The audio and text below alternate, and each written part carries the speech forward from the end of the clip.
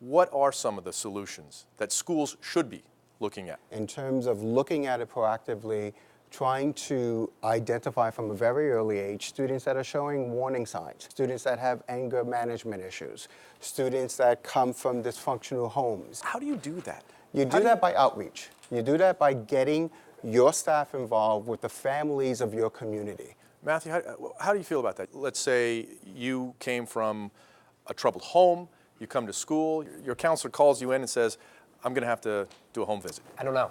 I can't relate to that situation because that's not something that's directly affected me, but I can tell you this much. If students don't get the help they need and the help they deserve, that's how catastrophe happens. And we live in a society right now where we don't want to address mental health. We don't want to address issues that students have internally. We want to blame outside things for those issues. As a student, you feel very shamed upon if you go to get help. It's not like a very good environment, especially around other students, to say, oh, I have a problem, I'm going to go get help with an adult. They have to be a place in school or in the community where that child can go to get help or seek help. Just like she said, some children feel embarrassed.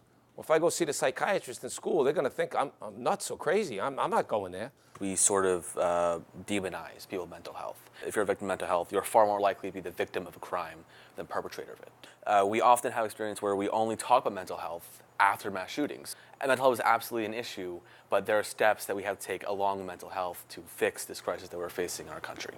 Some people, the immediate response is, well, we got to ban guns. Guns didn't cause the problem. If I took a firearm right now and put it on that table in front of all these people, I don't think any one of them would suddenly change their personality, their attitude, and become evil. What if there are guns already in the house?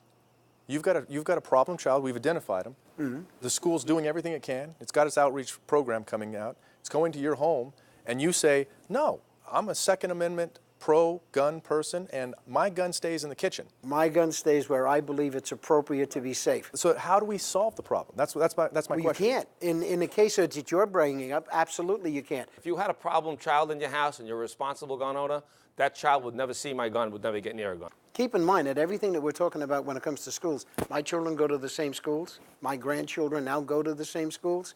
We're just as much horrified about all of this as everybody else.